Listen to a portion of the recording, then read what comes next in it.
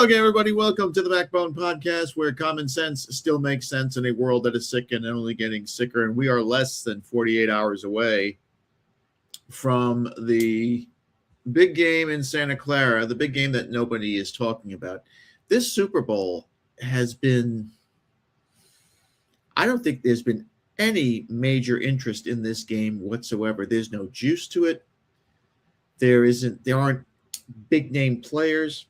I know May will be a big game player, big quarterback in the future. He does have that potential. But there are no major storylines. The only thing that people have been talking about are the Hall of Fame snubs, of course, Belichick and Kraft for one, and this halftime show ridiculousness that's going on with this Bad Bunny and the TP USA they're hosting their own halftime show. Who cares? But other than that, from what I'm hearing, I have relatives out in the San Jose area. Super Bowl tickets are going down in price. And the reason for it is that, New England has, the Boston, New England area, it's like Scranton with clams. It's nothing special up there. And Seattle is, they're drinking coffee all the time. And, I don't know who even knows if they're into football, except if you're a Seahawks fan and you go to the games. Other than that, do they have that big of a fan base? This has been a Super Bowl that doesn't have the sexy quarterback matchup. It doesn't have the sexy head coach matchup. There hasn't been any controversies regarding the game. There hasn't been any controversy surrounding the players. There's really no storyline going on, and that hurts. And the other thing that really hurts the game is the fact that the game is in Santa Clara, which is in the middle. If you know anything about Northern California, it's not really a football place. I mean, if the game was in San Francisco, maybe, but Santa Clara is in the middle of nowhere. And so you're not going to get these big Wall Street guys or these big people from all around the country from these big cities to go to this game because it's out of the way. But with that said, Super Bowl 60 will be between the Seahawks and the Patriots, a rematch of a Super Bowl, I believe, from almost 10 years ago, where Pete Carroll made one of the worst calls in Super Bowl history, throwing the football on 1st and goal at the 4-yard line. I think it was 1st and goal. And he had Marshawn Lynch, who was having the season of his life, but he decides to throw the ball. He gives Russell Wilson the opportunity to win the game, and Russell Wilson, as we all know, sucks. And Wilson throws an interception to a then-rookie Malcolm Butler, and there you have it. One of the worst calls that I've ever seen. But that's Pete Carroll. This is different. McDonald and Seattle has proven that defensive coordinators can make better head coaches than offensive coordinators.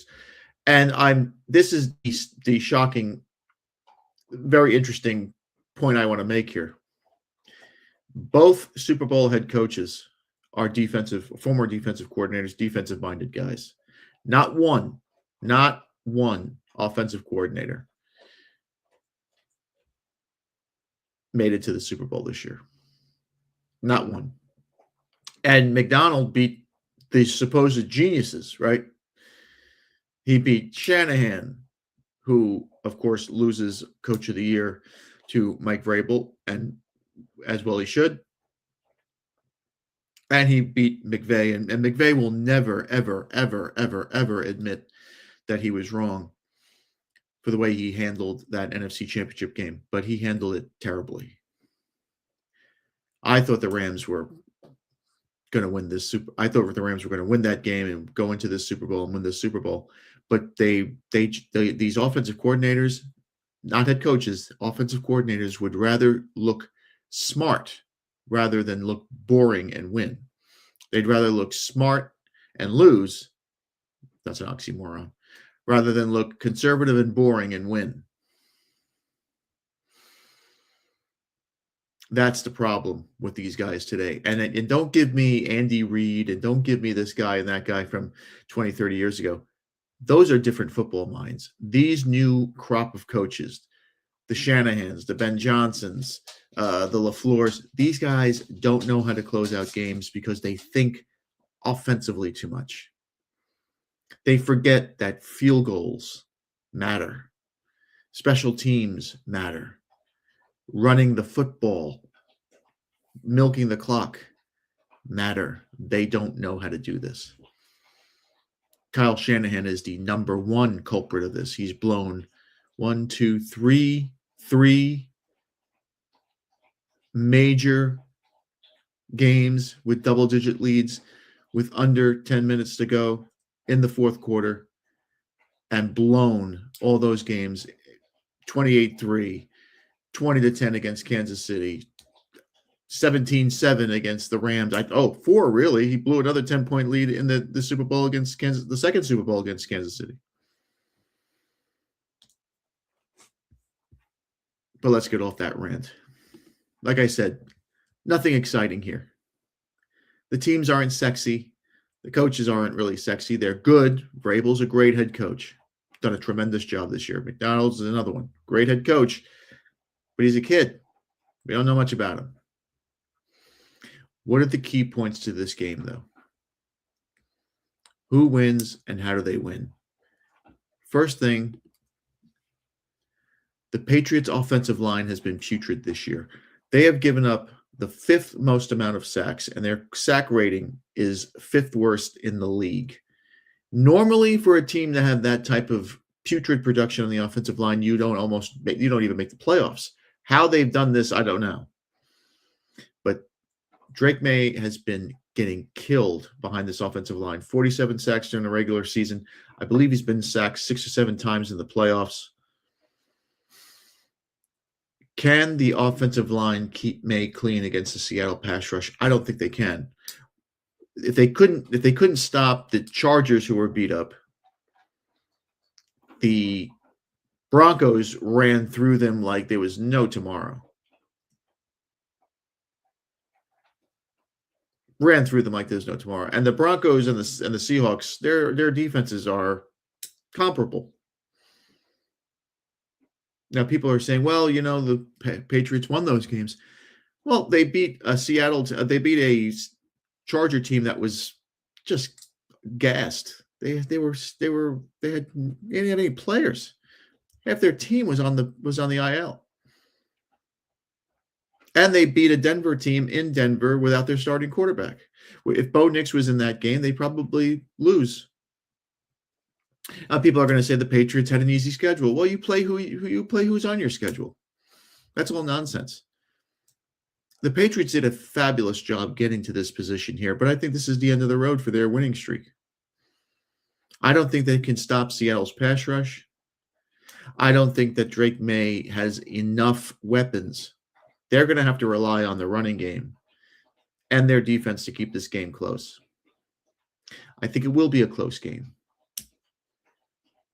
But I think Seattle will always have the upper hand. They'll always be in front. And maybe they pull away in the fourth quarter a little bit. A lot of people are talking about a 10, 13-point victory margin. I'm kind of on the fence with that. I think the Patriots defense will keep New England in the game because Seattle aren't a great offense either. I mean, yes, they have JSN. He's tremendous. And Kenneth Walker, great running back. Sam is doing a great job not turning the ball over and playing and competing and oftentimes outplaying his rival quarterback on the other side of the field. He outplayed Stafford 2 weeks ago. And he's been magnificent. And now he has a chance to shut up all the critics. The critics in New York, the critics in Minnesota, the critics around the NFL. He's 60 minutes away from shutting those critics up forever if he wins this Super Bowl on Sunday. Because once you get that ring on your finger, everybody can shove it. They can never take it away from you. But I think it starts at the line of scrimmage. And I think it starts with Seattle's pass rush. And I think they will get to May, and I think they will disrupt that passing attack, and they'll probably stop the running game too. I really don't see how the Patriots are going to move the ball all that much in this game against the Seattle defense. I don't think it's going to be a high scoring game, really. But and I'm not really big into over unders because those can kill you in the end. But I don't believe that the Patriots offensive line can match up and stop and slow down, not stop, but slow down this Seattle pass rush. What's the key matchup? The key matchup is going to be JSN versus Christian Gonzalez. These are two top performers on both sides of the football, and they will be matched up against each other.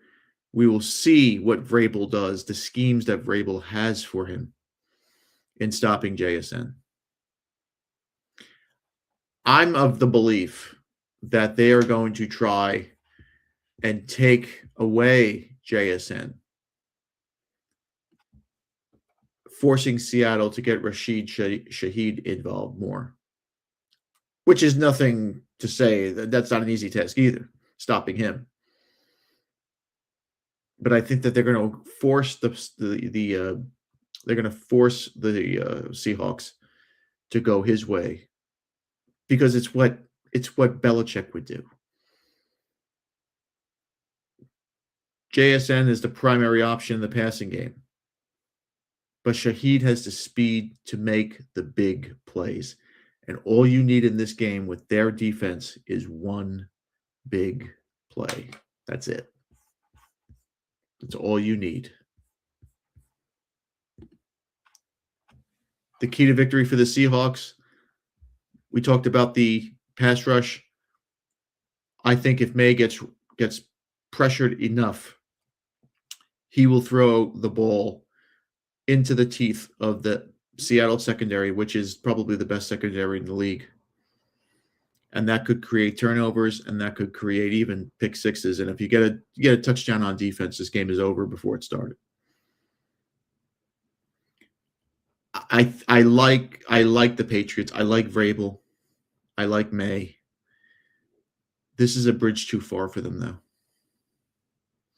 Do I think they'll keep it competitive? Yeah, I think it'll be a close game going into the fourth quarter. I really do. I don't think it'll be a blowout like we had last year. I don't think Seattle will overpower the Pats, especially offense against defense. No. I think the Patriots will be, I don't want to say overpowered, but I think they'll be vulnerable on the offensive line, as I said. If they cannot establish the running game quickly, they can't win. And they're going to put a lot of pressure on their defense, and their defense will be exhausted in the fourth quarter. And I think that's when Kenneth Walker will come into play, and Seattle will begin to run the football and wear down that defense, and maybe that's when they pull away. That may be how we go from a 7-point game to a 14-point game or a 17-point game. I don't think it'll be more than 14 points. But I think we're going to see a pretty competitive game. And I think Seattle will pull it out in the end. The Seahawks, my worst nightmare, winning in Santa Clara. They'll be able to brag about this forever. But they'll beat the Pats. 24-17 is my pick. If you're going to gamble, do it so responsibly. I have a buddy who is a Jet fan, and this is not the Super Bowl. This is the hernia bowl. This is the hemorrhoid bowl because he can't win either way. He definitely doesn't want to see the Patriots win another Super Bowl. And if Seattle wins, well, Seattle are going to win with Sam Darnold, who is the Jets' number one pick, who they kicked out of town. So he can't win either way. A boring game. Try to go to a bar or some Super Bowl party and try to enjoy it that way. And again, I think we're going to see a tough game. I think we're going to see a competitive game. I don't believe we're going to see a blowout. I don't believe we're going to see a lot of explosive plays. Shaheed, maybe he might have one explosive play, maybe two. If it's two, it's over. But I think this will be a pretty matter-of-fact Super Bowl. Nothing historic, nothing legendary, nothing that we're gonna talk about 6 weeks from now. Not even a year, not a year from now for sure. Nobody's gonna remember this Super Bowl. And that's that. And that's the Friday Night Podcast. And that's my 2 cents. Thanks again for watching. Please like, subscribe, comment, and share. Remember, my friends, Satan is always busy. This is going to be a crazy weekend, so be careful out there. Be a man and have a backbone, because masculinity and common sense are worth standing up for. And just remember, if it ends in an ism, it's a mental disorder. Enjoy your football. Have a great weekend.